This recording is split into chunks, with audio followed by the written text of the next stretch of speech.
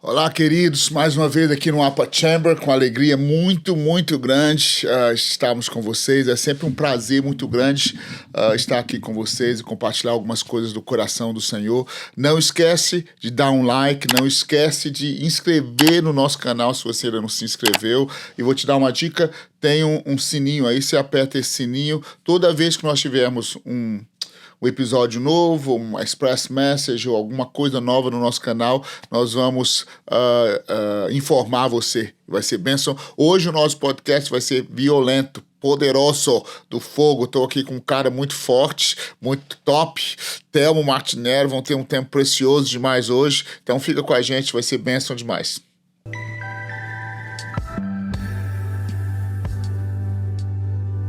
E hoje eu estou aqui com um amigão precioso demais, Thelmo, maravilha, né? Tive que amarrar ele para trazer ele aqui hoje, o fogo pentecostal, maravilha. Bom demais estar com você, Thelmo. Muito presente. Bom, muito bom estar aqui, muito bom. Acompanho de longe o podcast, né? Estou sempre lá no Brasil. Agora, como eu estou passando por aqui, que bom estar nessa mesa aqui.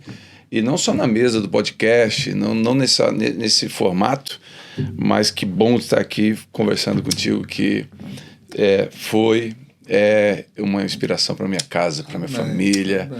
Então, eu me sinto duplamente honrado. Bem, a gente também sente um privilégio estar com você.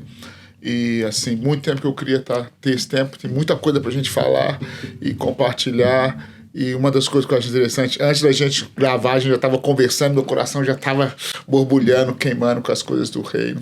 Isso é bom demais. Então, Thelmo, vamos começar do princípio. Fala de você, fala de você. Então, eu casado com Viviane, nós temos 2 filhas, a Vitória e a Isabela. E nós pastoreamos uma comunidade hoje em Criciúma, Santa Catarina, sul do mundo, chama Abba Pai Church. Somos pastores da Abba Pai Church há 11 anos, vai fazer 11 anos esse ano. Mas pastoreamos já há mais de 20 anos, né? O pastoreio já desenvolvido há mais de 20 anos. Desde praticamente logo em seguida a conversão, o chamado pastoral já começou, na verdade. Eu vim da Igreja Católica Apostólica Romana, então eu era catequista, era bem envolvido com a Igreja Católica. Então lá eu já, querendo ou não, dando catequese, eu já estava desenvolvendo um pastoreio, né? Naquele entendimento que eu tinha, naquilo que eu tinha, eu estava buscando fazer o melhor lá. Só que na época eu fui questionar, né, as minhas lideranças na época, o padre que era responsável por mim e tudo mais, sobre algumas questões bíblicas que eu lia, né? Eu fui ler a Bíblia, só, mais nada. Não tinha influência de fora, a não ser um amigo que me evangelizava, mas fui ler a Bíblia mesmo. E aí, na hora de dar a catequese, eu comparava com o que estava escrito com a Bíblia e Aí o padre achou melhor eu me retirar. Achou melhor olha, acho que é melhor você... tem um povo aí que gosta mais de ler a Bíblia, estudar, eu acho que talvez o seu lugar... foi essa expressão que me disseram. O povo evangélico que gosta de ler mais a Bíblia, está lendo demais. Eu falei, então tá bom, obrigado. E saí pela porta da frente também. Né? Tenho gratidão até na comunidade que eu pastoreio. Eu não gosto que as pessoas tirem, né, de alguma forma desprezem a Igreja Católica, né, Apostólica Romana. Porque tem pessoas maravilhosas ali, tem ensinos que eu não joguei fora. Que eu trouxe, ensinos bons, aquilo que não estava distorcido das escrituras, eu fiquei. Aquilo que precisou alinhar, eu alinhei, né? Mas tem muitas pessoas maravilhosas que amam Jesus ali, então eu não gosto quando alguém fala mal da Igreja Católica, porque eu tive esse lugar lá. E saí pela porta da frente, com gratidão. Tem amigos, tem parentes até hoje que congregam, que estão lá, né? Muitos amam Jesus. E o pastor Juscelio tem um testemunho lindo, ele conta, ele se converteu. Ele teve o batismo com o Espírito Santo dentro do movimento carismático católico. Então, e daí quando eu saí de lá, eu comecei a me envolver numa comunidade de fé, comecei a pastorear ali grupos pequenos, células e outros grupos menores. Fomos cuidar de uma igreja, uma cidade vizinha de Criciúma, chamada Treviso, ali o pastoreio mais organizado, oficial começou a acontecer. E aí, nesse processo todo aí, a gente hoje resumindo, claro, né, tem uma história aqui maior, a Abba Pai nasceu em 2014 e a gente hoje pastoreia a comunidade local chamada Abba Pai em Criciúma e somos muito felizes. Glória a Deus. Pastoreando essa comunidade lá. Glória a Deus. Agora, me diz uma coisa, vamos lá. Tem tanta coisa para falar, mas vamos lá. Uma das coisas que me impressiona é o que Deus tem feito com vocês nos últimos anos. Isso é fenomenal. Mas me impressiona também. Foi na pandemia, né? Não acho que foi no início da pandemia. A gente estava falando, vocês estavam batizando 1.000 pessoas, uma coisa assim. Nós estamos batizando por ano 1.300 pessoas. Então me explica. Depois da pandemia. Qual é a estratégia, qual é o esforço, qual é o método, qual a apostila que a gente tem que colocar? Me explica. Você que está aí acompanhando, eu vou dar o segredo, hein? A chave que vai virar toda a sua história. A gente começou com 17 pessoas num salão de hotel. Uhum. Eu estive lá naquele salãozinho. Você foi no salão de hotel. Você foi consagrar os primeiros presbíteros da igreja. Nós tínhamos 60 pessoas na igreja congregando quando você foi lá. Era um salãozinho que cabia 80 pessoas. Né? Você foi lá consagrar, eu lembro, você foi consagrar o presbitério. Eu lembro quando a gente começou a Abba Pai, antes de começar, eu liguei para o Luiz Hermínio, um amigo, um mentor que nos abençoou muito, nos abençoou demais, tem um carinho, amo ele. Ligamos para ti, né? O Luiz Hermínio foi na casa dele, porque é lá perto, né? E eu liguei para ti, eu falei, Júlio, Deus está falando para a gente começar um ministério, só que a gente tinha uma experiência antiga de não ter dado certo ministerialmente. E aí você fez uma pergunta, você lembra dessa pergunta? Você falou assim, então, só tem uma pergunta para fazer. Você quer começar um ministério? Sim. Mas você teve uma experiência de não ter dado certo o ministério lá atrás. Você quer provar alguma coisa para alguém? Judas, pensa uma pergunta que eu não soube responder. Eu lembro que eu falei, Judas, eu nem vou te responder. Deixa eu pensar isso aí, porque eu não posso responder assim. Vai que lá dentro eu quero mesmo provar alguma coisa para alguém. Vai que eu quero mostrar que eu consigo, porque eu não consegui uma vez, né? Fizeram a missa de 7º dia, Thelmo não deu certo, era um rebelde. Porque na época eu só amei Jesus e eu não queria fazer campanha de 7 semanas para enriquecer. Eu não queria comprar óleo ungido para ungir minha casa, eu só queria Jesus. E quando eu vi a teologia da prosperidade entrando na comunidade que eu estava congregando, eu falei, não quero isso para minha vida. E aí ninguém entendeu, meus pastores não entenderam, um monte de gente não entendeu, e rebelde. Não era rebelde, eu estava apaixonado por um evangelho simples. E eu não queria aquilo ali mais. E aí eu liguei para ti, Júlio, e aí? Você falou, qual a sua motivação? Quer provar alguma coisa para alguém? Fui orar. Quando eu fui orar, no outro dia eu respondi. Porque eu fui orar e eu falei, Jesus, tu querendo provar alguma coisa para alguém? Aí Jesus falou, tu nem quer abrir a igreja. E eu não queria mesmo, eu estava com medo. E tu não quer provar nada, filho. Pode começar. Uau. Aí eu liguei para ti, Júlio, não quero provar nada para ninguém. Aí você falou assim, então eu tô indo aí, marca a consagração do presbitério que eu vou. A igreja bem no comecinho. E aí a gente começou a cuidar de quem estava ali. E Deus me deu uma frase, Júlio. Cresceu o pé, troca o sapato. Então a igreja começou a crescer, eu trocava de lugar. Como que é de novo? Cresceu o pé, troca o sapato. Cresceu o pé, troca o sapato. Porque a estrutura, eu não sirvo ela, mas ela me serve. E eu comecei a entender que eu teria que ter saúde estrutural também. Que por muito tempo tinha dois movimentos. Um movimento orgânico que não tem hora para começar culto, não tem hora para terminar culto, o Ministério Infantil largado e não precisa, quebra tudo, e vamos quebrar tudo. Che Guevara Gospel, e vamos. E tinha um movimento tradicional religioso que as pessoas também não. Engessado. E eu falei, não, uma coisa ou outra, mas dá para ter um equilíbrio onde a organização orgânica, né? O próprio corpo tem um sistema organizado. O sistema digestivo é organizado. Aí eu era contra o sistema. Vamos atacar o sistema. Mas eu estava construindo um sistema desorganizado. Aí construí o meu sistema, né? Na igreja sem placa. Né? Eu estava querendo... Mas tudo isso muito legítimo, Judson. Por isso que eu entendo hoje quando alguém sai da igreja institucionalizada e começa um ministério na garagem, não vamos fazer diferente. Eu entendo esse cara, ele quer fazer diferente mesmo. Ele ama Jesus, mas no fundo ele vai criar um sistema dele. No fim é tudo sistema, se não for Jesus. E se Jesus tiver, nenhum sistema tem poder, mas se Jesus não tiver, todo sistema domina, seja com placa ou sem placa. E aí a gente começou quando tem encorajamento do Luiz Hermínio e tal, começamos lá. E aí no hotel fomos para esse lugar. Aí o que a gente entendeu?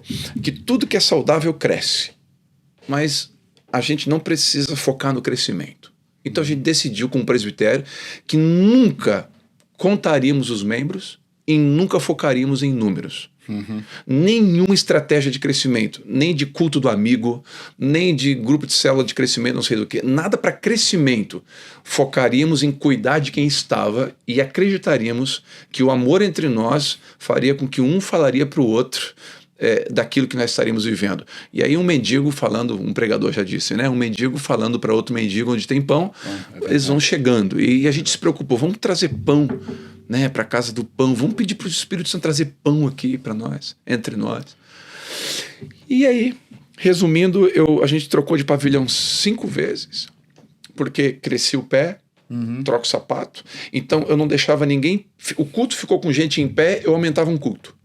Ficou com gente em pé, eu trocava de pavilhão. Uau. Era uma decisão nossa. Ficou com gente em pé, eu já procurava pavilhão novo, porque o que eu entendi? Deus me para, mas eu não paro ele. Então, se Deus não quiser que eu cresça, o Senhor é o Senhor da minha vida. Senhor, mas se Ele quiser que eu cresça, eu não vou impedi-lo pela falta de fé. Então eu vou trocar de pavilhão. Eu vou para frente.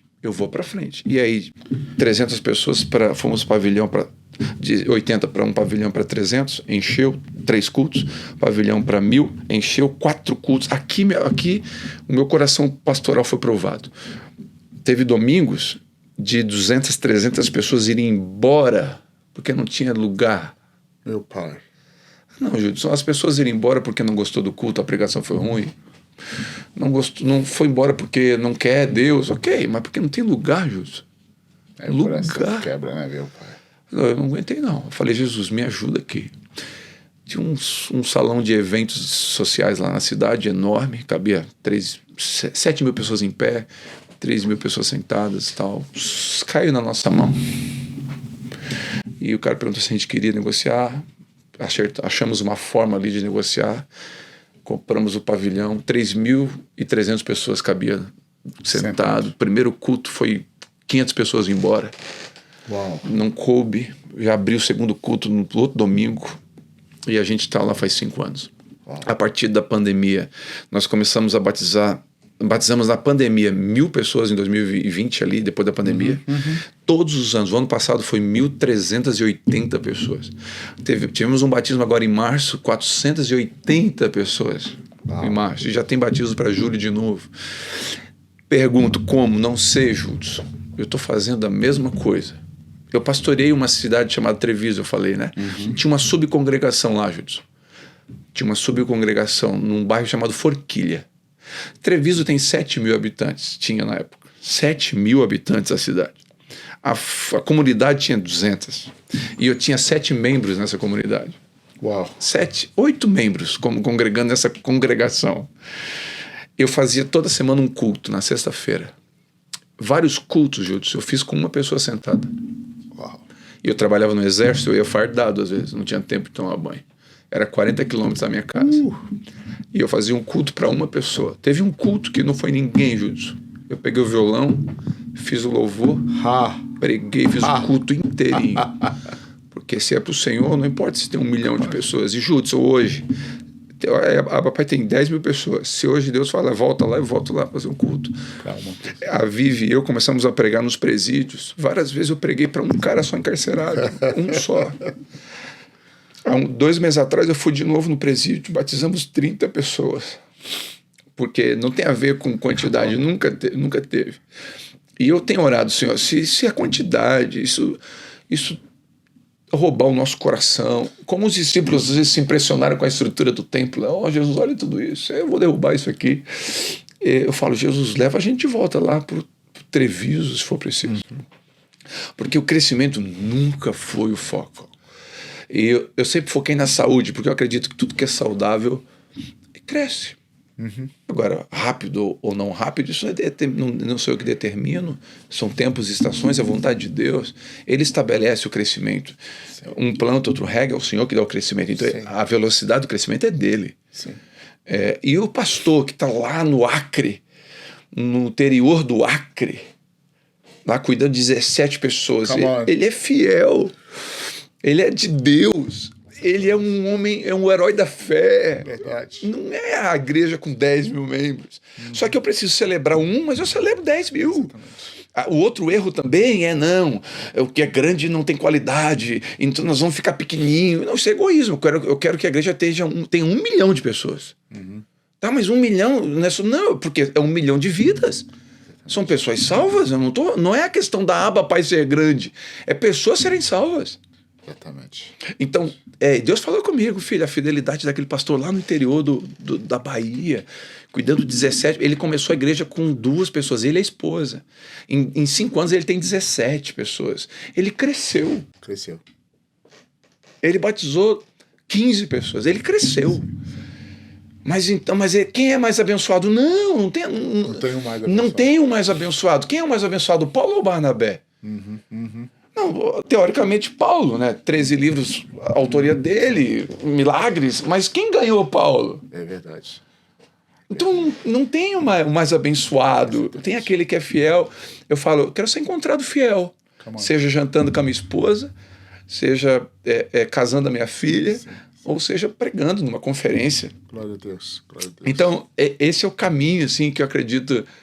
E eu falo sempre com os pastores, né, sobre isso, sobre saúde, né, não necessariamente um projeto de uma das coisas que eu falo às vezes, por isso é muito bom você falar isso, que eu falo muito com pastores sobre Jesus pregou para a multidão, ele multiplicou o pão para a multidão, mas na hora que ele sentou com o Pai, em João capítulo 17, ele prestou conta do ministério dele, ele falou, Senhor, os 12 que o Senhor me deu, aqui está o relatório deles. Uau. Deus só vai cobrar de você aquilo que ele te deu.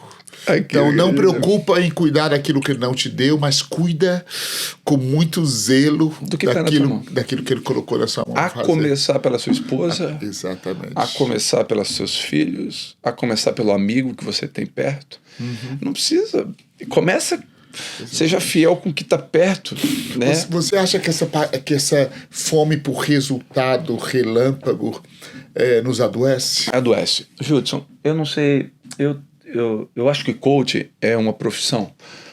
Nos Estados Unidos tem faculdade. Eu acho que está tudo certo. Eu tenho amigos coach. Eu acho que o evangelho híbrido com coach é que adoece. Tá? Então, em que sentido?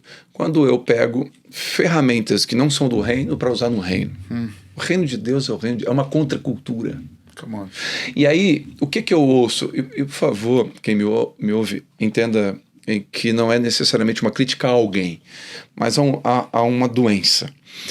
Há uma doença do extraordinário. O ano extraordinário.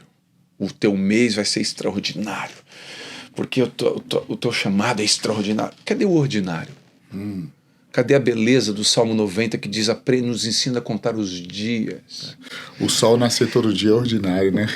Meu Deus, a beleza da solitude, de contemplar a natureza, a beleza de perceber o pequeno, o efêmero, a beleza do café final do dia com os filhos à mesa, a beleza de um discipulado,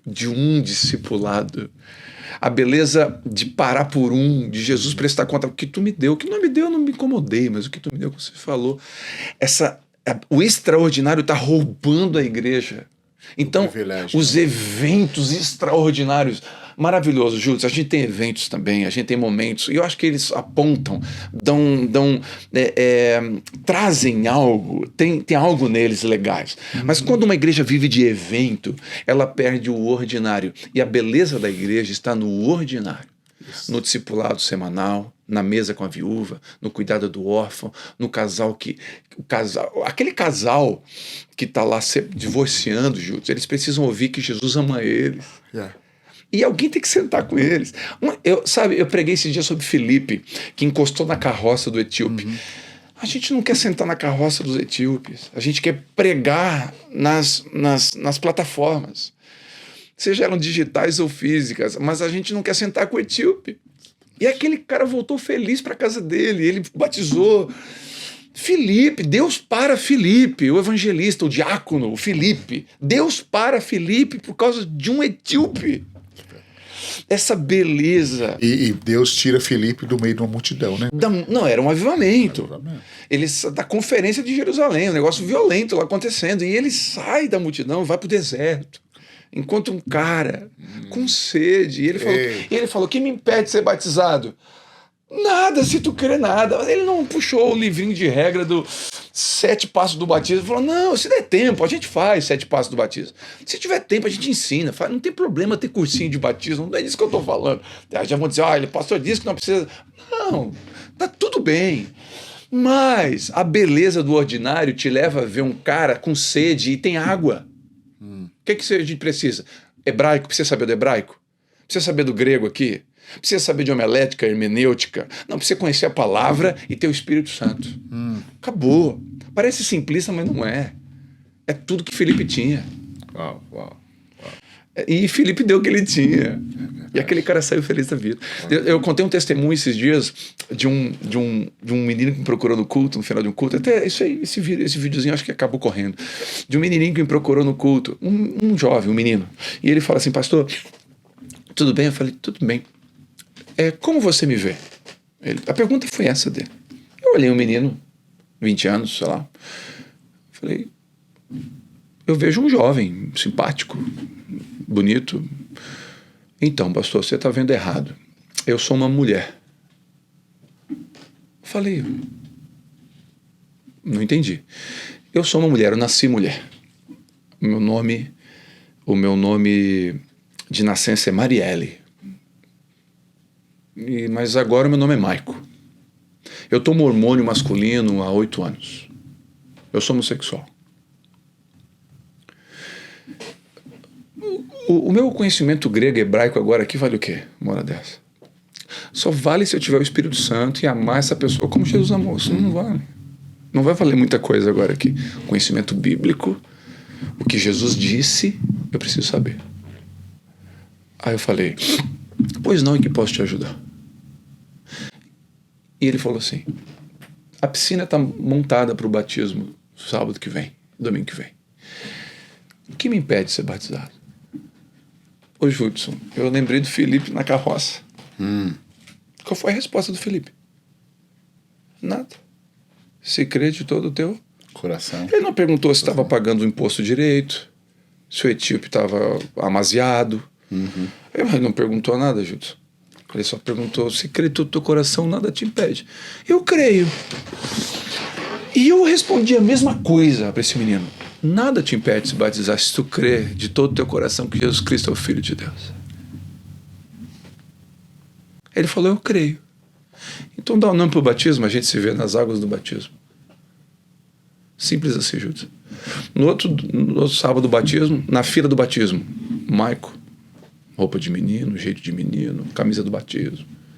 Na hora de entrar na fila, parou na minha frente. Ele para na minha frente da Vivi e ele pede algo que nunca ninguém pediu para batizar. Ele pediu para fazer uma oração.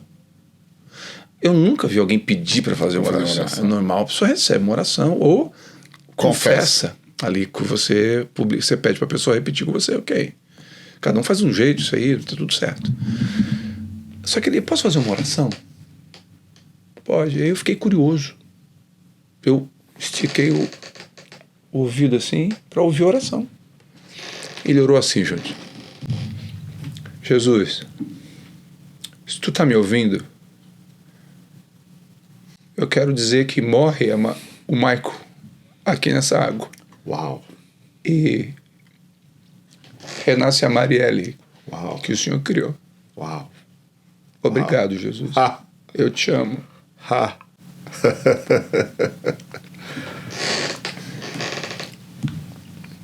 Eu batizei ela em nome do Judson, em nome do Telmo, Não, eu batizei em nome de Jesus, em nome do Pai, em nome do Filho, do Espírito Santo. Ele sai da água, vai no banheiro, bota um vestido, um brinco, um batom. No outro dia, no Instagram dela, Marielle. Tirou o Maico, botou Marielle. E um versículo: não vivo mais eu, mas Cristo vive em mim. Mas Cristo vive em mim. Meu Deus. A Marielle faz 1 ano que ela se converteu. tá linda, uma mulher, tá estudando, voltou a fazer faculdade. Poder do evangelho. O evangelho sempre juntos. É que o evangelho, a pergunta que você fez, esse negócio de grandeza tirou essa simplicidade e essa beleza de perceber as Marielles com sede. E aí a gente tira Jesus do menu e coloca nossas ideias, e coloca o meu político de preferência.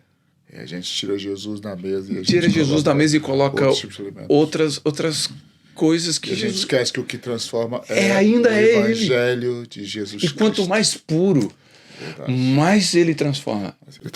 Mais simples, mais prático. Igual o perfume. Quanto mais essência pura e menos...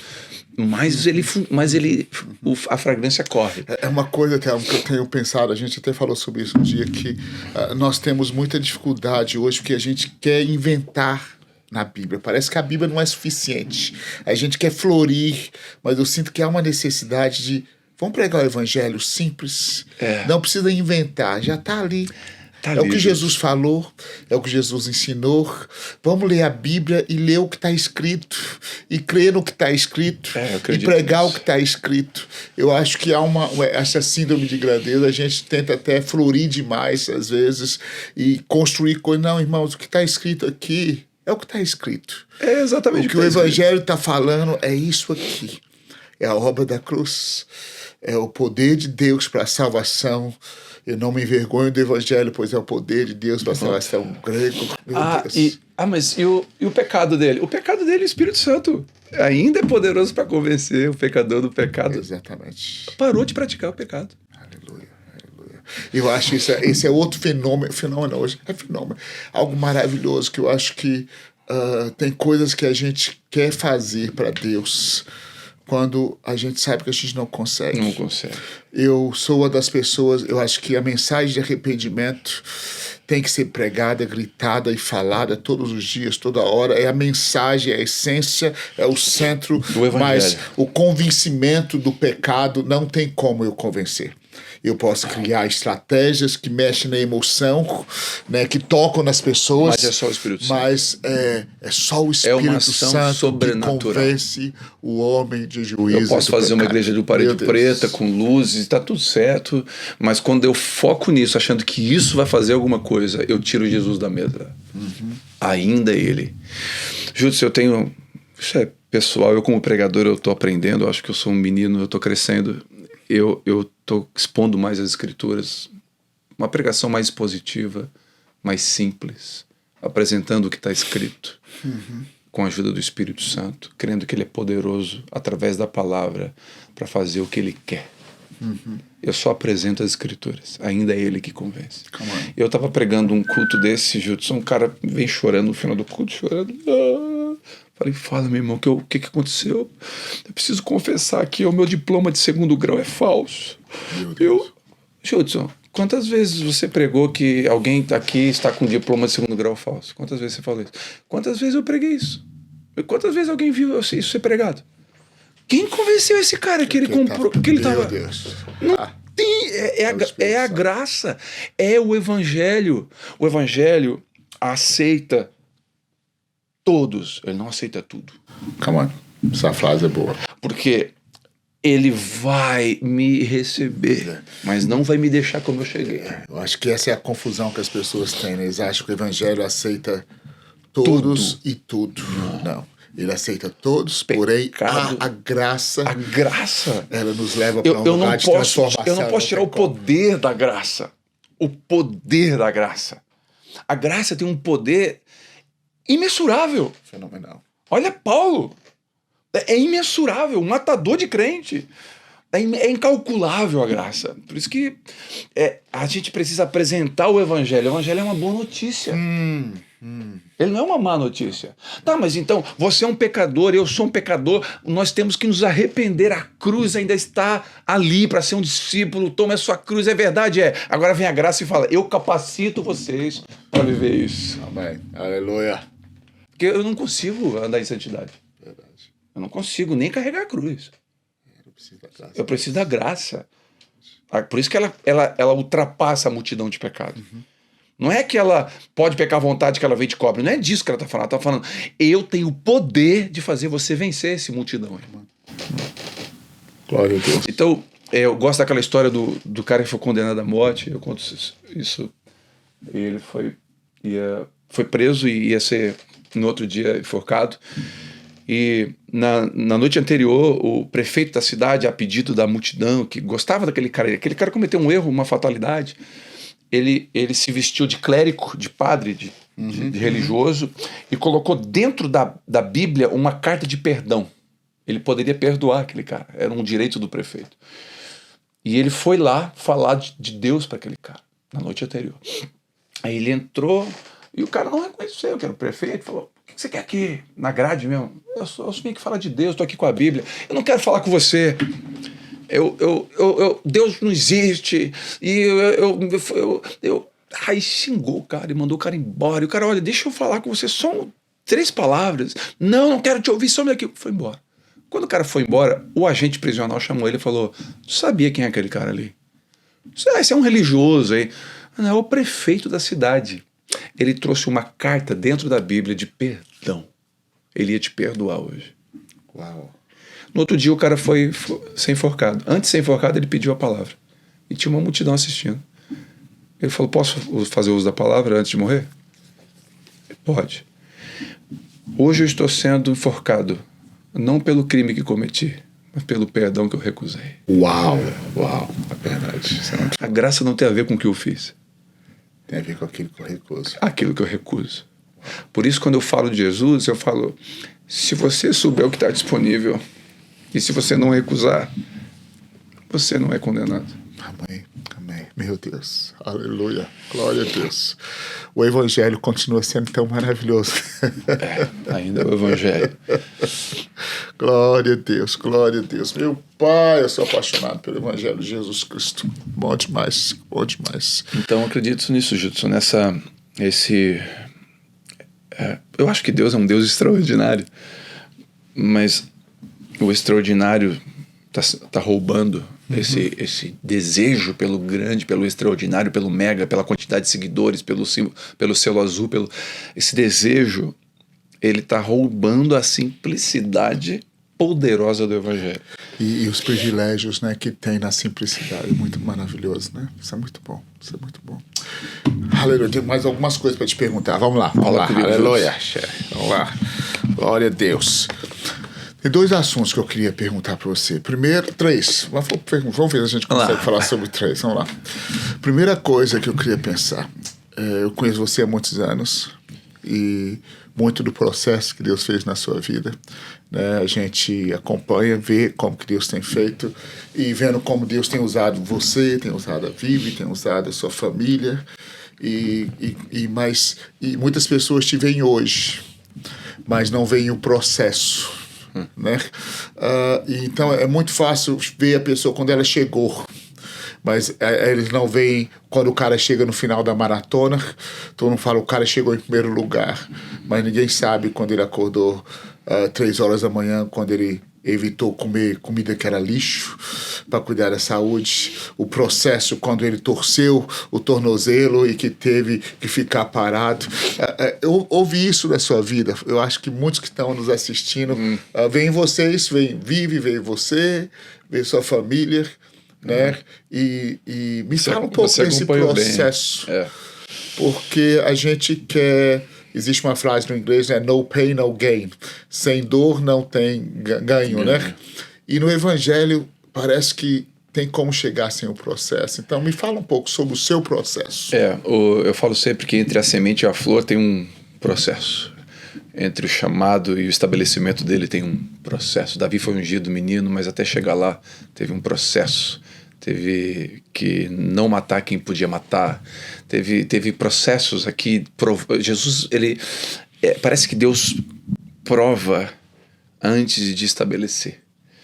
Como se ele dissesse assim, eu preciso só saber se o coração é meu. Porque para te poder chegar no lugar que José chegou, você precisa ter um coração treinado. Você tem que perdoar o carcereiro que te esqueceu, o cara que estava preso contigo e não lembrou de ti. Tem que ter um processo aqui para chegar nesse lugar. E esse processo não foi diferente. A Vivi começou a cuidar de 5, 6 mulheres há 18 anos atrás. A Vivi tinha medo de falar na escola. Ela desmaiava se botasse na frente para falar. Vivi é uma pessoa, acredite se quiser, essa leoa que prega, essa mulher tão forte, tão dinâmica, ela não tinha medo de falar com 3 pessoas. E ela reuniu 3, 4 mulheres, 5. Começou a abrir a Bíblia, apaixonada por Jesus. E ninguém viu. E ela começou a reunir, mas não tinha ninguém, não tinha Instagram, não tinha... E ela começou, 20, 15 mulheres, e ficou 4, 5 a 10 mulheres por anos. Aí ela começou a fazer audiobooks com livro, para quê? Para que mulheres que não sabiam ler do Nordeste poderiam acessar. Come on. Não era comercial. Era só assim, como é que as mulheres que não leem... eu vou fazer audiobooks. E a voz dela, com uma graça do Espírito Santo, começou a ir esses audiobooks. E de repente, a Casa de Isabel, que é uma mentoria com 100 mil mulheres, Judson. 100 mil mulheres. Começou porque ela ia fazer um retiro e a pandemia veio. E aí, como ela tinha um retiro escrito, alguém estava perto e falou, já que agora está todo mundo online, vamos botar isso online. E nasceu, nunca teve uma intenção. Conheço a Vivi. A Vivi teve renúncias, Judson, no meio do caminho que ninguém viu. Eu estava trabalhando no exército ainda. A papai estava no comecinho. A gente recebeu uma proposta, a Vivi tinha uns 60 mil pessoas no Instagram seguindo ela por causa dos audiobooks. Tinha 60 mil pessoas seguindo ela, 60, 70 mil pessoas. Ela recebeu uma proposta de uma empresa de produtos de beleza de mulheres americana. Uma empresa americana que estava abrindo frente no Brasil. E precisava de ter 2 influências lá. Escolheram ela pelo perfil, pela idade. Sabe qual era o salário que ela ia ganhar? Só que o Instagram dela tinha que ser assim, todo dia um stories e um feed. Tinha uma regra lá para usar o Instagram ia ficar 80% para a empresa praticamente. Ela ia usar o Instagram para influência. Era $25 mil por mês, Judson. Uau! Eu estava lembrando que eu estava trabalhando no exército.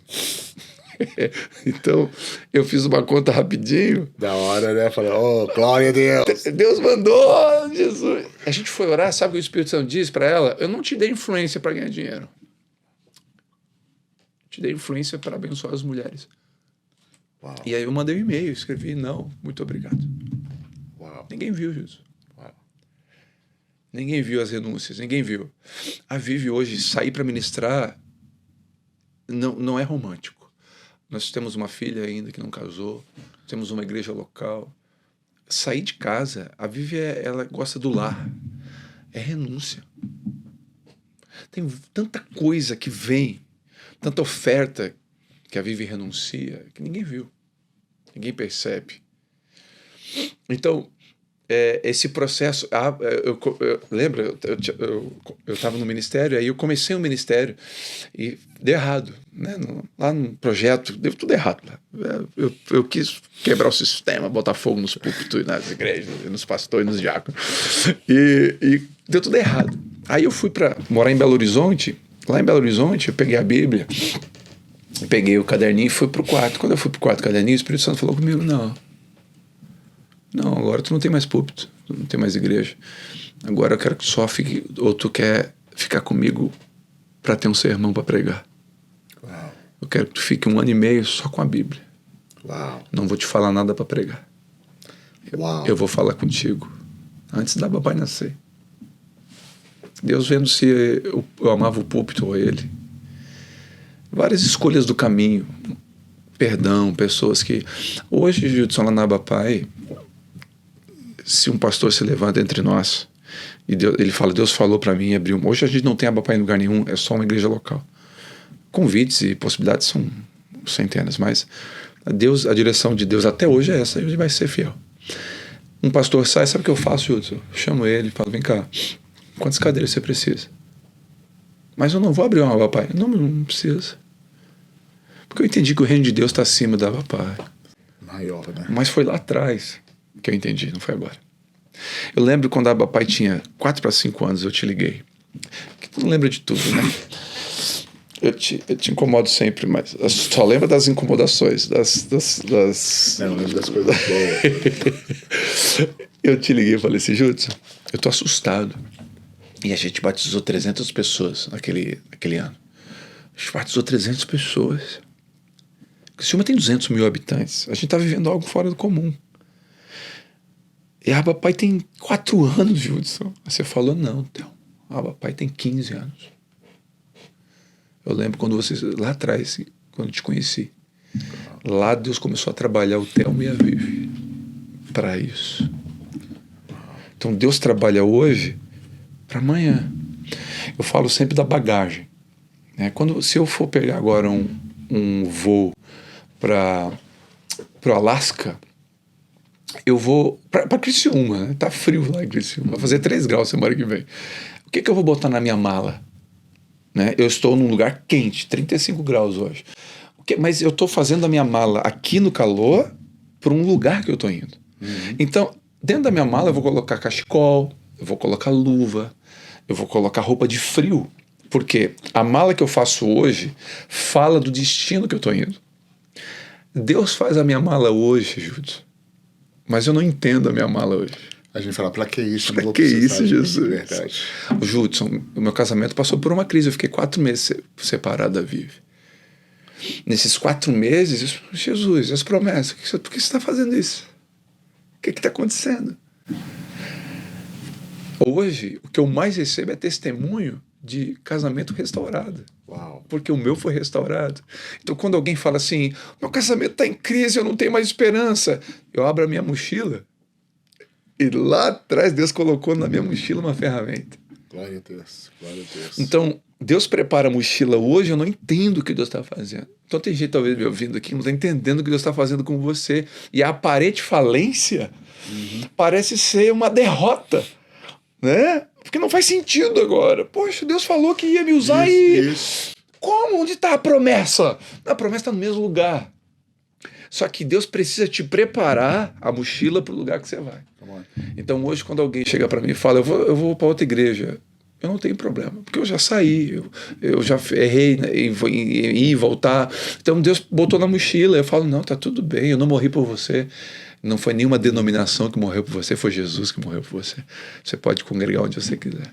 Uau, uau. Mas isso tranquilo. Qualquer pessoa. Por quê? Porque a mochila... Então, essa mochila é que nós, às vezes, não respeitamos o processo. E o processo demora. Né? Eu conto sempre a história do pinto de granja. O pinto de granja é 28 dias, né? Pinto da granja lá. 28 dias ele está pronto. Só que se tu dá um grito, ele morre, a carne é fraca, você bota na panela, 10 minutos, derrete. A carne derrete.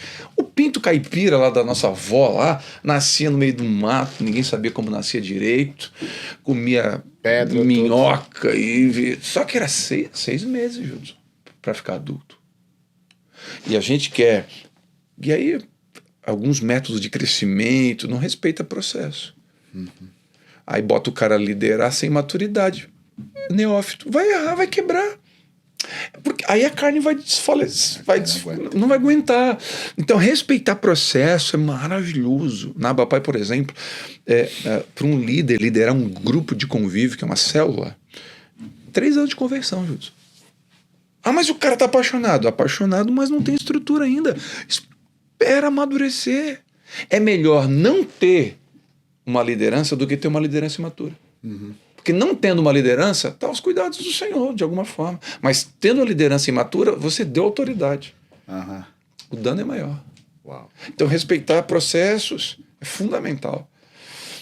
Davi respeitou o processo. Jesus nasceu com 30 anos, ele começou o ministério.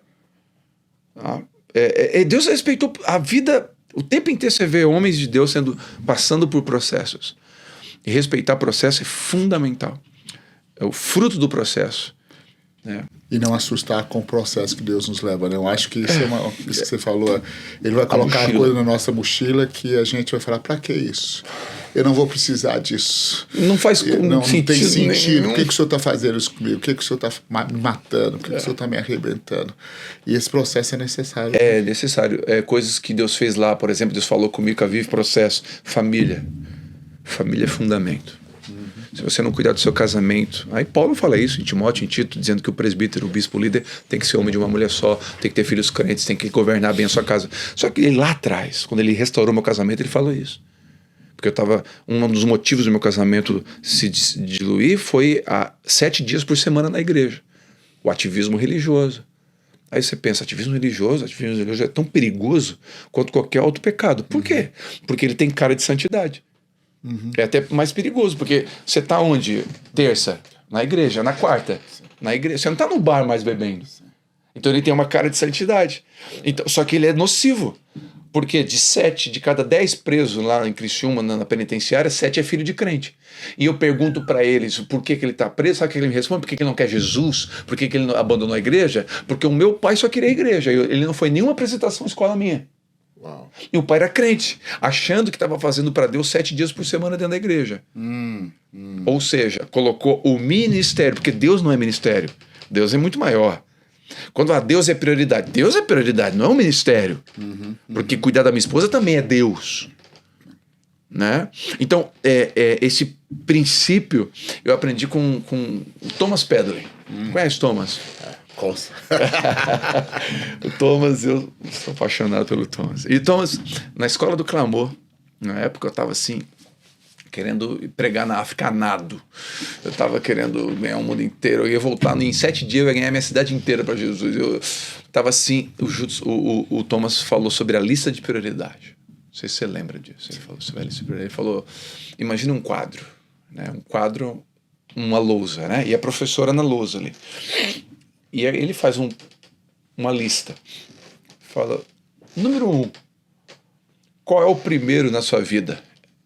Né, uma lista espiritual, da nossa vida espiritual. Qual o primeiro na nossa vida? Aí, Escola do Clamor, eu só querendo ganhar um mundo em 7 dias. Deus, missão, Deus. Não, o primeiro é a família, ele escreveu. Aí travou o Windows, né? Tela azul para todo mundo. Que esse cara tá na escola de missão falando que prioridade é a família. Eu quero deixar pai e mãe, quero deixar tudo para pregar, para falar. Aí o segundo, por que família? Aí ele falou, porque aí ele explicou na época. Família, foi morto um cordeiro por família, lá no Êxodo. Noé, divinamente inspirado por Deus, construiu uma arca para salvar a sua família, Hebreus 11. Você vai ver Deus preservando a família o tempo todo, e quando vai instituir os líderes, ele fala, família. Aquele que não cuida dos seus é pior que o ímpio, e negou a fé. Você vê a família sendo protegida o tempo inteiro nas escrituras. Aí ele fala, primeiro é a família. Segundo, aí o pessoal ficou em silêncio. O segundo é o trabalho. Se você tem um trabalho, né, uma tenda, algo que se trabalha, é o seu trabalho. Se você estuda, é o seu estudo. Você não tem trabalho ainda. É isso que Deus te confiou para fazer como sustento. Explicou ali. Terceiro é o ministério. Qual é o seu ministério? Você é um diácono, você é um pastor, um missionário, um apóstolo. Aí a pergunta é, por que Deus não entrou na lista? Ele fez essa pergunta. A pergunta é, gente, porque eu sei que está todo mundo perguntando, por que Deus não está na lista? Porque Deus é a lista. Uau. Aí, bom, se Deus é a lista, quando eu janto com a minha esposa, é Deus. Quando eu prego, é Deus. Quando eu trabalho no exército, é Deus. Eu não tenho dicotomia na minha vida. Eu sou uma coisa só de Jesus. Eu sou inteiro de Jesus. Não tenho vida secular mais. Eu sou integral. E isso é libertador. Porque aí eu fui jantar com a minha esposa, eu sei que é um culto. Aí, claro, aí você pode entender um pouquinho melhor, entendendo Gênesis 2,15, né? Culto, cultivo, cultura, Romanos 12, culto racional, essa compreensão do que eu estou dando. É inteligente o que eu estou dando. Eu estou cuidando da minha esposa agora, Senhor. É culto, é cultivo, esse é mais completo. Então, quando você entende isso, é libertador. Eu acho apaixonante quando eu vou tem culto de mulheres lá a cada 15 dias, né? Um de homens, um de mulheres, um de homens, um de mulheres. No meio de semana a gente só tem esse culto. E domingo. O pessoal pergunta, por que não tem a segunda da vitória, terça do milagre urgente, quarta do... Por que não tem esse monte de culto? Porque eu quero que as pessoas cuidem da família. Juntos, sabe o que está acontecendo? O cara se converteu, ele se enfiou dentro de uma igreja a vida inteira. Agora ele tá indo, vai lá na papai. Ele chega assim, ó, com abstinência, querendo fazer alguma coisa. Ele fala, 6 meses aqui tu não faz nada. Sabe o que acontece com esse cara? Ele começa a ir na festa de 15 anos da família. Ele nunca foi numa festa de 15 anos da família. Ele nunca foi na festa de aniversário do sobrinho, nunca foi. Ele não sabe por quê? Porque no Natal tinha a cantata da igreja. Ele não ia participar de um almoço de Natal da família.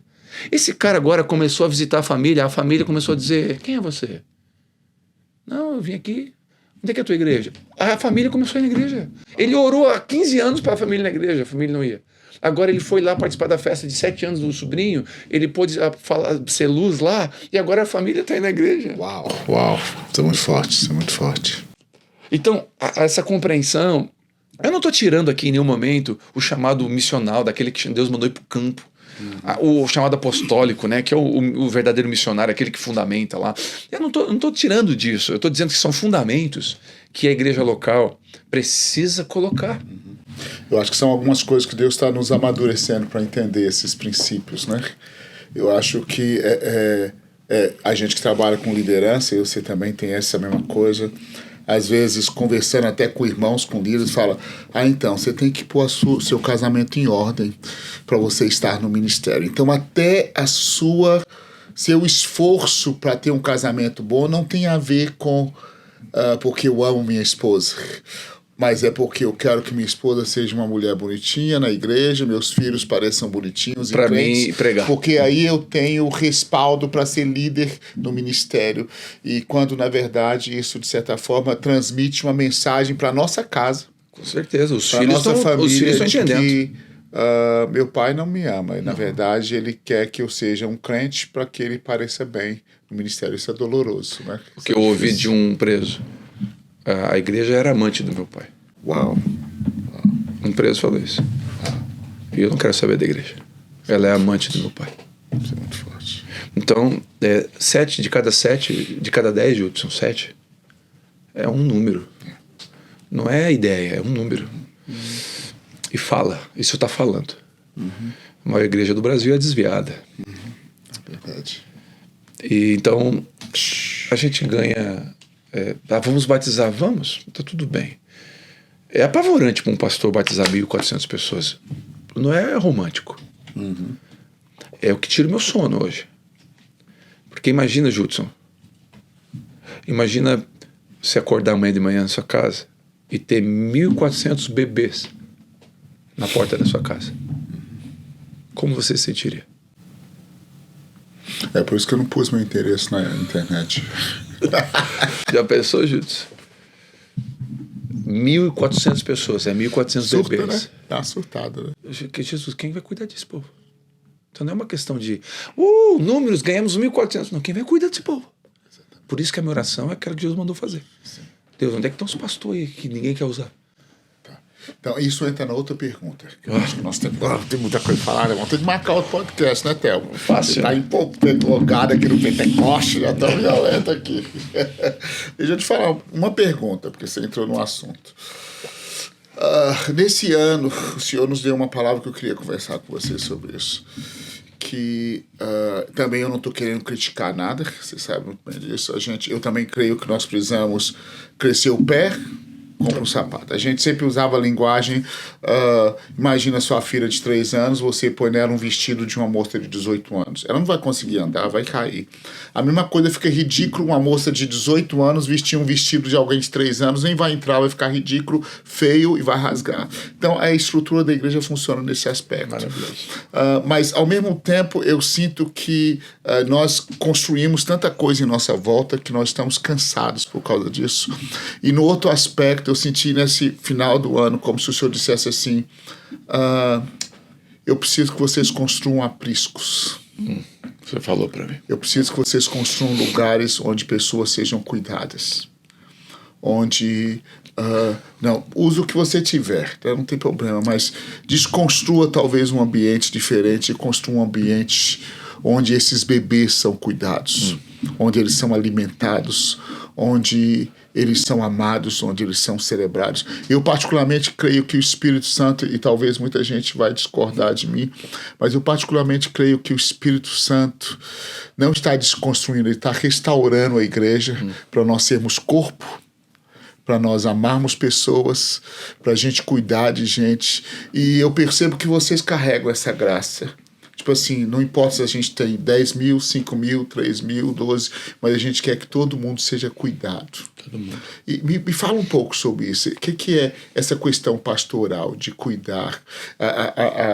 O dilema entre números e cuidar de pessoas serem cuidadas? Como que vocês cuidam? Como que vocês lidam? Porque eu vejo mães, às vezes, conversando, né, que têm filhos. Como que você faz isso? Como que você faz aquilo? E eu acho que muitos pastores gostariam de saber porque é o que você falou, é verdade. Você ter números é uma coisa, mas tá todo mundo sendo alimentado, cuidado. Esse desafio que você falou, me fala um pouco sobre isso. É possível, porque... É um desafio ainda. Porque muitos falam assim, não, igreja grande, ninguém é cuidado, é tudo mais. Mas é possível você crescer muito, ao mesmo tempo crescer saudável. Crescer organicamente, né? Crescer organicamente e continuar sendo saudável. Esse é um desafio que é diário, né? A gente tem uma tendência a institucionalizar e formatar, né? Controlar. Essa é a palavra mais difícil de lidar, controlar. Porque o que os pastores perguntam para mim, como é que você controla 10 mil pessoas? Não controla. Tá, peraí, como não controla? 10 mil pessoas, eles têm carteirinha de membro? Não tem carteirinha de membro. Tá, mas eles não têm carteira de membro? Não. Por quê? Porque não precisa. Onde é que está na Bíblia a carteira de membro? Ok. Tá, mas como é que tu controla se ele vai na célula ou se ele não vai na célula? Não controlo. Tá, mas se ele não quiser ir na célula? Ele não quer ir na célula. A questão com a palavra controle, ela tá no meio dessa conversa agora. A palavra controle. Então vamos lá. Quer ver? Teve um jovem que me chamou e falou a seguinte frase. Pastor, é o seguinte, eu tô saindo da Abapai. Isso há uns 4 anos atrás. Falei, não, tudo bem, eu só queria saber por quê, porque vai que foi um erro nosso, a gente quer consertar aqui, não com você, mas talvez consertar com outro, para não errar de novo, né? Eu pergunto para todo mundo onde a gente errou. Porque é fácil, quem tá saindo é o rebelde. Poxa, dá para perguntar, talvez o erro foi nosso. Então você pergunta o que houve, né? E abençoa todo mundo. Quem sou eu, Jesus? Chamado para abençoar as pessoas. Ponto. Aí ele assim, eu não tô me alimentando mais aqui. Falei, opa, como assim? Eu quero entender. Eu não tô me alimentando. Essa teologia, eu prefiro a teologia tal, e eu prefiro ouvir o pregador reformado tal, e eu prefiro porque a comida tá muito rasinha domingo, é uma comida para beber, e eu não tô me alimentando, então eu preciso de comida mais sólida. Uau. Eu falei, tá bom. Tá, mais alguma coisa? Aí ele falou, não, é isso aí, eu queria. Então tá, só eu te abençoo. Então pode procurar uma comunidade que talvez vai ter um alimento mais sólido. Mas deixa eu só te explicar uma coisa. Domingo, no culto público, não vai só você. Vai o cara que se converteu e batizou domingo passado. Ele não sabe discernir Antigo e Novo Testamento. Vai o primo ateu no culto do cara que convidou. E esse primo ateu nunca ouviu a frase Jesus te ama. Você já ouviu. Então na igreja tem você, que é um grande teólogo, que conhece Calvino, Armínio, conhece tudo. Augustinho passa longe de você. Mas tem o que não sabe. Então às vezes eu coloco um buffet. E num buffet tem um mingau.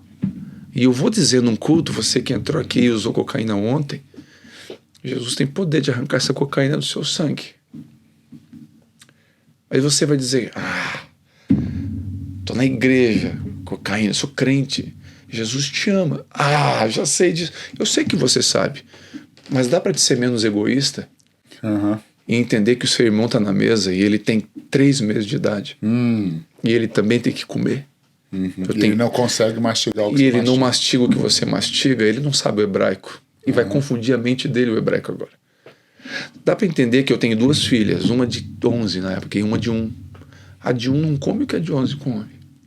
Daqui um pouco eu creio. E aí Paulo vai dizer, já era tempo de vocês não serem mais crianças. Então vamos respeitar o tempo de cada um. Eu estou tentando pastorear o rebanho com a ovelha que nasceu ontem. em quem é bode ainda, que nem virou ovelha, que tem que ouvir uma palavra de evangelismo, de que Jesus morreu na cruz por ele. E você, um adolescente na fé, achando que é independente. Mas tudo bem, estás liberado. Uau. Judson, entender isso é libertador para um pastor. Entender que cada pessoa tem um processo na mesa. E cada um vai ter uma limitação. E eu não quero que todo mundo seja um teólogo amanhã. Eu não quero que todo mundo... Tem gente... Para alguns, Judson, para alguns, mentir é algo gravíssimo. Porque ele já tem um tempo, uma história, já experimentou. Para outros, ele não bater na mulher mais já é muita coisa. Mentir, calma, a pouca mentira vai embora. Porque ele está num processo, Judson. A santificação não para. A salvação é imediata, a gente sabe disso. Os teólogos de plantão vão concordar comigo que a santificação é um processo. Então, se é um processo, nós como pastores, como que a gente olha o rebanho? Com uma mesa de muitos filhos. Então, quando eu vou preparar o sermão, como que eu preparo o sermão? Para impressionar o teólogo? Ou para alimentar o meu irmão que tem uma estrutura já, mas alimentar? Então, para aí. Vamos pensar nessa frase. Prepara o sermão para impressionar os teólogos ou para alimentar o novo na fé? O novo na fé. Esse é um dilema. Não, nenhum dos dois. E os dois. O evangelho é apresentado. Só que é natural quando você está preparando um sermão e lembrar do rebanho. O pastor, ele tem em mente as ovelhas. Ah, minha ovelha, onde é que ela está? Será que ela está dormindo? Será que ela comeu bem? Aquele lá que perdeu o marido deixou ela, como é que ela deve estar? Aquele cara perdeu o filho, enterrou um filho de 10 dias. O pastor, ele está com as ovelhas na mente. Então, quando ele está escrevendo, preparando o mingau, tá, esse aqui o mingau é pro fulano. Ele coloca várias vitaminas no mingau. Claro, ele vai preparando a comida e vai dizer, não, peraí, isso aqui o fulano precisa. Não, esse prato tem que fazer a salada. Essa salada, aquele é celíaco, ele não pode trigo. Então... Ô, Judson, isso é um pai. É um menu. É um menu que Deus... E eu preciso, como pastor, fazer isso. Claro, eu vou ter uma tendência, Judson. Se eu estou pregando e o Judson está me ouvindo, eu vou ter uma tendência a olhar o Judson, porque eu quero impressionar o Judson. E os outros 2.900 estão no culto... outro dia eu prego pra você, meu Judson tá aqui, então eu vou ter que usar umas palavras assim pro Judson sair daqui, uau! E aí entrou um negócio na igreja evangélica, não todo mundo, claro, mas do adoração pela revelação, a idolatria da revelação. Como foi o culto? Uau! Mas o que foi pregado? Não sei, foi uau! Tá, mas o que é isso? Não, uma revelação nova veio. Tá, mas a palavra... A tua revelação, amém, Deus, a mesma palavra fala com 3.000 pessoas ao mesmo tempo. Essa é a graça do Espírito, de distribuir isso.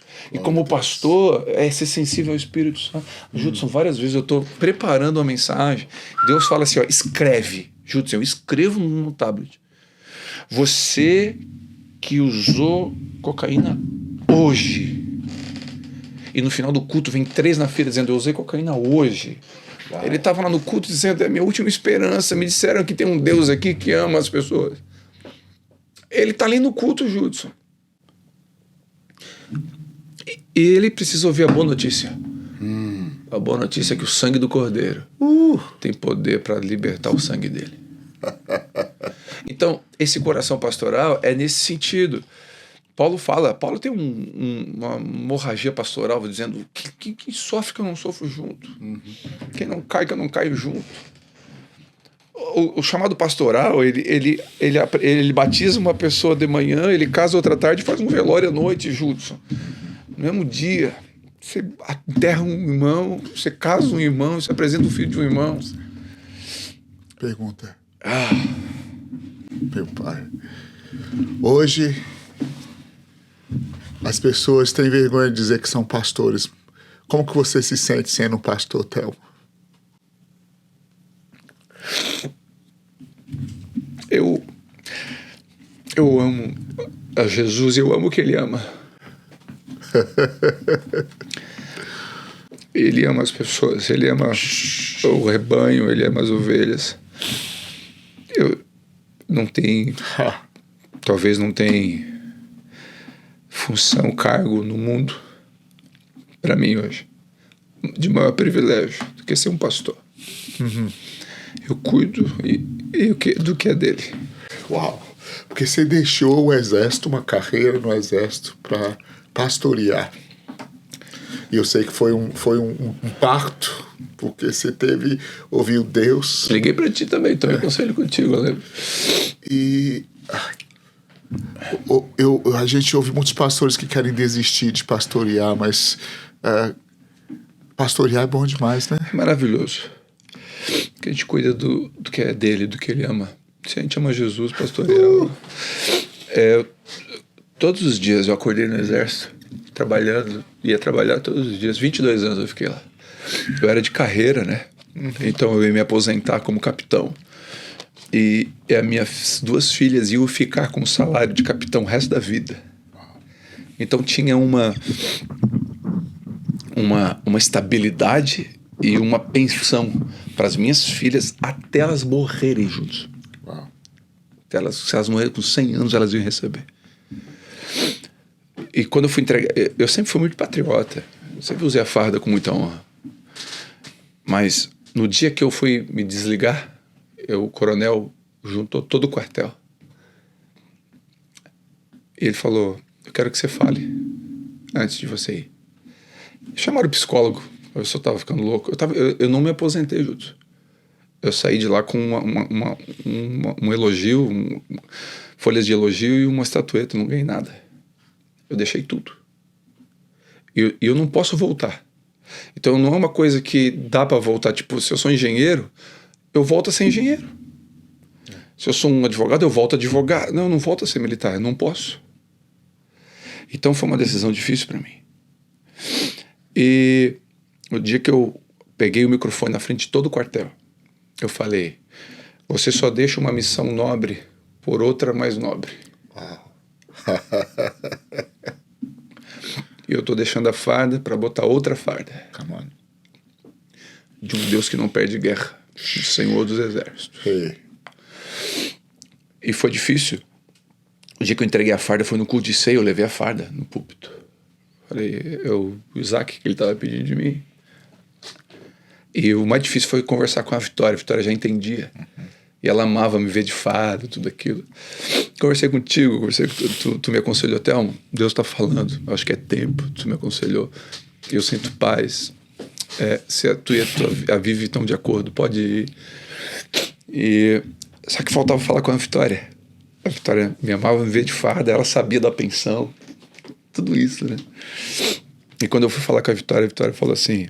Eu falei: filha, precisa falar contigo. Naquele momento, a sós, eu e ela, a gente tinha café, a gente tomava café sempre juntos, assim, saía pra cafeteria, cinema, eu e ela, assim, muito perto, assim. Eu falei: pai, quer conversar um assunto sério contigo? Ela assim: pai, é sobre o exército? Eu falei: filha, como é que você sabe? Não, eu já ouvi alguns rumores, eu tô ouvindo algumas coisas. É sobre o exército? É assim, filha, O que é, pai? Deus tá falando pro pai para entregar a farda. Pai tinha 1.000 pessoas, 1.000 e poucas. Não era. E eu não saí para ganhar um mega salário, não. A igreja só cuidou de mim. Tinha promessa de nada. Não existia casa de Isabel, casa de Gé, não tinha nada. Tinha livro escrito, não tinha nada. Era só aquilo que Deus queria, estava me obedecendo. Não tinha nenhuma promessa. Não tinha ninguém forte por trás, não tinha nada. Era só o Senhor por trás. Não tinha nenhum homem por trás. Aí eu falei: filha, Deus está pedindo a farda pro pai. E tu sabe que não tem volta. Ela começou a chorar. Eu falei: ai, Jesus amado, não faz ficar mais difícil tudo isso, Jesus. Ela assim: pai, eu não espero de ti nada mais do que obediência. Uau. Tu me ensinou a obedecer a Jesus. Eu não espero de ti nada diferente. Obedece a Jesus, pai. Uau. Uau. Amém. Falei: obrigado, Jesus. E a farda foi... Por quê? Porque eu acredito nisso, Judson. O Hernandes Dias Lopes tem uma frase, uma pessoa que eu amo também, um presente, um homem nobre, um príncipe, como ele mesmo fala. ele fala que ministério não é quando todas as portas estão fechadas e a porta do ministério abre. É quando todas estão abertas, mas a do ministério brilha mais. Uau, é isso aí. Você tem convicção, né, Violeta? É aqui que Deus me chamou. E aí, por que Deus me deixou no exército 22 anos? Por que Ele não me chamou lá com 18, cara? Quem esperou ficar 22 anos? Eu perdi tempo lá. Não, a mochila estava sendo preparada. Hoje eu trago muito ensino do mundo militar para dentro da batalha da fé, da organização logística da igreja. Eu aplico princípios de combate na igreja local. Organização de grupo, de pessoas, formas de comando. Maravilhoso. Aprendi. Outra coisa, eu era pastor lá também, porque pastor é pastor em qualquer lugar. Verdade. E eu quero aproveitar, Júlio, honrar os pastores que não servem em dedicação exclusiva na igreja. Aqueles pastores, eu fiquei 22 anos fazendo isso. Não tomei banho várias vezes, fui direto fardado pregar. Aconselhava, acordava às 5 da manhã, atendia 2 homens, ia pro quartel, não almoçava no restaurante para atender mais um, voltava pro quartel, fiz isso por anos. Eu quero honrar esses pastores que amam a Deus e eles não são pesados, não querem ser pesados para a igreja. Mantêm lá trabalhando, são dizimistas fiéis, servem a igreja, mesmo não sendo em dedicação exclusiva. Isso. Jesus está vendo tudo que você está vivendo. Vai honrar você, já tem honrado você, vai cuidar da tua casa. Porque eu vivi isso por anos. Aquele que está integral, né? Eu não gosto dessa palavra, mas em dedicação exclusiva, ele não é mais especial. Ele é pastor. Ele é pastor. No quartel, Judson, eu tenho lá na igreja hoje umas 50, 60 pessoas que eu evangelizei no exército. Soldado chega para mim com filho, casado, fala: eu entreguei a vida para Jesus lá nos obuzeiros, no meio dos obuzeiros, enquanto no horário de meio-dia o senhor jejuava e levava um violão e cantava e pregava por 5 minutos eu pregava. Teve uma vez lá em Belo Horizonte, na companhia, às 9 da noite, eu estava com 120 soldados. Eu peguei 120 soldados e na hora que eu estava levando eles para jantar, à noite, o Espírito Santo falou: fala do meu amor para eles. Alto, sentado 2, todo mundo sentou. Vira para mim, tira a cobertura, todo mundo tirou. Preciso falar aqui para vocês, me dê atenção, 1 minuto e meio, por favor. Saulo estava obstinado, indo para um lugar que Deus não queria. Mas Deus pegou ele e fez ele viver um propósito lindo. Por que você está aqui no exército? Não sei. Por que você está servindo o exército? Talvez você é um Saulo. E Deus te trouxe aqui para ouvir que Ele tem um propósito com você. E se você... Eu preguei 1 minuto e meio juntos. E se você está aqui, quer voltar para Jesus ou entregar a vida para Ele, fica de pé. 111 soldados levantaram. Meu Pai. Chorando, Júlio. Chorando. Comecei a orar por eles, chorando. 3 da manhã, na minha porta, eu tô dormindo, o soldado bate na porta. Sargento, falei: que foi? Sargento, abre a porta, falei: que foi? Eu sou pastor desviado. Eu sou refratário, não servi com 18 anos. Eu vim servir com 24, eu sou pastor, eu tô desviado. Eu não acredito que Deus me chamou aqui. Meu Pai. Até hoje eu falo com ele voltou, se reconciliou com a igreja, voltou a pastorear. Glória a Deus. Estava ali. Meu Deus. Aonde? No quartel, no ordinário. No ordinário, verdade. No dia a dia. É por isso que eu tenho muita dificuldade também. A gente errou muito no passado muitas vezes a gente falava: quem sabe Deus vai te chamar para o ministério integral, mas Deus já te chamou para o ministério integral. Seja no exército, seja onde você está 100% a serviço de Jesus, na sua faculdade, na sua empresa. E às vezes ele fala: filho, eu preciso de você aqui mais, então eu vou te tirar daqui. Ou não, eu quero que você fique aí nos dois. Vai ser uma bênção nos dois. Vai ser uma bênção aqui nos dois. Essa é libertador isso. Quando a gente entende isso, né? Porque daí, já pensou que coisa linda, né? Eu sou um militar para a glória de Deus. Eu sou um engenheiro. A ponte que eu vou fazer nunca vai cair, porque eu faço para a glória de Deus. Exatamente. A aula de matemática que eu dou, ela é maravilhosa, porque eu dou aula para a glória de Deus. A minha empresa é uma das empresas mais honestas e bem-sucedidas para a glória de Deus. Imagina todo dia, amanhã, todos os cristãos saírem pensando assim para a rua. Glória a Deus. É para a glória de Deus. Como que os relógios suíços são os melhores relógios do mundo? Quem fez? Foram cristãos protestantes reformados que entenderam. Sabe qual era um dos lemas deles? Vamos fazer relógio para Deus usar. Glória a Deus. Imagina, Judson, imagina eu cortar a grama da minha casa para Deus olhar. Imagina eu cuidar da minha esposa, da Viviane, para um dia entregar para ele de volta, para Deus. Qual esposo que você... É uma compreensão mais ampla. Isso é libertador. Verdade. Pensa, as pessoas não querem contratar evangélicos cristãos porque não trabalham bem. Pensa mudar a mente. Não, eu não trabalho para você, eu trabalho para o meu Deus. Então eu faço o melhor, eu não vou roubar o tempo, eu não vou ficar no celular quando não é para ficar, porque é para Deus, Ele está vendo, é para Ele que eu faço. Quer comais, quer bebais, façais tudo O Senhor. para a glória de Deus. Glória de Deus. É isso aí. Pensa. Meu Deus, muito forte. Essa mentalidade que os fundadores de Harvard... Essa mentalidade, Cristian, de integralidade. Não tem vida secular. O que você faz na vida secular? Não faço nada, não tenho vida secular. Toda a minha vida é 100% Eu não tenho vida Jesus. paralela. Ele não tira a roupa de filho de Deus para agora Botar trabalhar. a roupa de engenheiro, de professor. Eu sou um homem de Deus. Eu sou um homem de Deus. Sou íntegro, sou íntegro, né? Inteiro. Arroz integral é um arroz sem tirar nada. Ele é integral. Porque quando você fala a pessoa, um dia Deus vai te chamar para o integral, é como se ele tivesse falta, como se ele fosse incompleto. Você ainda não atingiu o ápice. Você não é integral, mas na verdade ele já te chamou para ser santo, para ser integral em tudo que você fizer. A mãe de John Wesley fundou quantas igrejas? Uau. Ela cuidou de 17 filhos. 17 filhos. Foi mãe integral. Mãe.